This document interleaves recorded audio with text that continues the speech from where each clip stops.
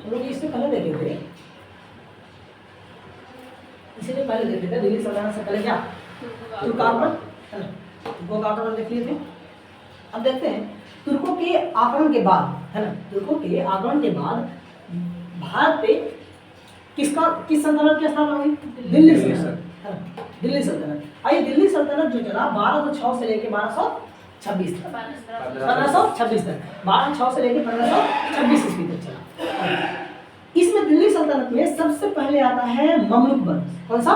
ममलुक वंश। ममलुक वंश को क्या बोलते हैं? इलवरी वंश बोलते हैं, इसे ही गुलाम वंश बोलते हैं। ये ममलुक वंश के संस्थापक कौन थे? कुतुबुद्दीन ऐबक है ना, कुतुबुद्दीन ऐबक। ये इलवरी वंश तो इसे बोला जाता है, लेकिन कुतुबुद्दीन ऐबक जो थे ये इलवरी तुर्क नहीं थे है ना। इसे प्रारंभ में दास वंश भी बोला जाता था। ये ममलुक वंश को प्रारंभ में क्या बोला जाता था? दास वंश भी बोला जाता था। लेकिन दास वंश ये पर्यायवाची रूप से सही नहीं था। तो दास वंश मतलब क्या?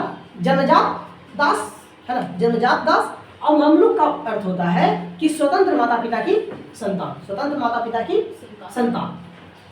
ये ममलुक वंश 1206 से लेकर ये कुतुबुद्दीन ऐबक जो थे 1206 से लेकर 1210 ईस्वी तक शासन किए। ये मोहम्मद गौरी के क्या थे? गुलाम थे। जब मोहम्मद गौरी की मृत्यु हुई तो उसने मुल्तान और सिंध को छोड़कर उत्तर भारत के संपूर्ण क्षेत्र किसको दे दिया? कुतुबुद्दीन ऐबक। अब ये शासनाधीश बनने लगे, शासन करने के लिए राजगद्दी में इनको बैठना था। तो उस समय इन्हें क्या युद्ध की चुनौतियां आई है ना। तो उत्तराधिकारी युद्ध की चुनौती का सामना इसने कुशल वैवाहिक प्रवृत्ति से किया है ना, कुशल वैवाहिक नीति से किया। तो सबसे पहले क्या किए? याल्दोज की पुत्री से विवाह कर लिया। ये याल्दोज कौन था भाई? ये भी एक मोहम्मद गौरी का विश्वसनीय था, गुलाम था है ना।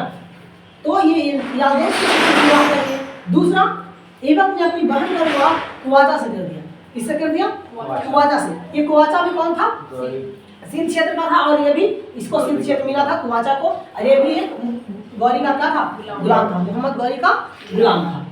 ऐबक ने अपनी पुत्री का विवाह तुर्कदास है ना, ऐबक ने अपनी पुत्री का विवाह किससे कर दिया? इल्तुतमिश से कर दिया। ये इल्तुतमिश कौन था? तुर्कदास था। अब ये क्या सारे के सारे चारों दिशा सुरक्षित।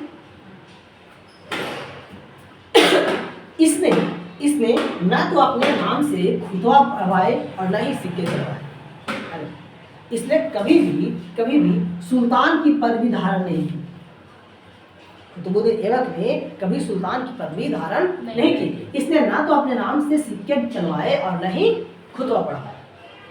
तो ये शासन का प्रारंभ कैसे किया भाई? तो इसने शासन का प्रारंभ मलिक और सिपाह सालार की उपाधि से किया।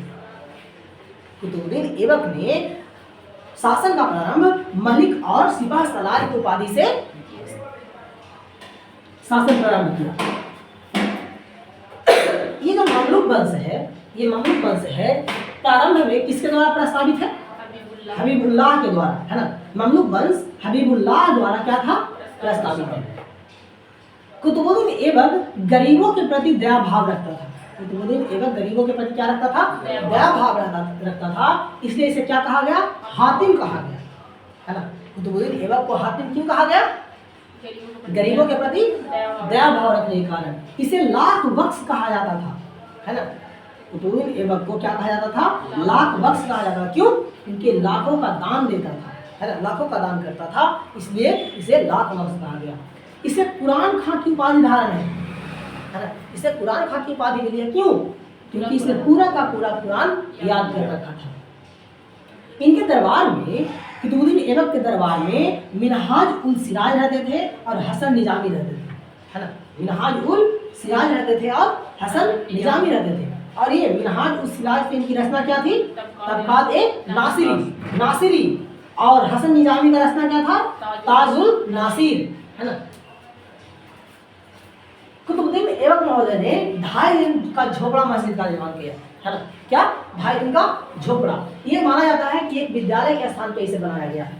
दूसरा, उसने दिल्ली में कुव्वतुल इस्लाम नामक मस्जिद बनवाई हाँ, दिल्ली में क्या बनवाई, कुव्वतुल इस्लाम नामक मस्जिद बनाई, जो कि भारत की पहली मस्जिद है, भारत की पहली मस्जिद। कुतुबुद्दीन ऐबक ने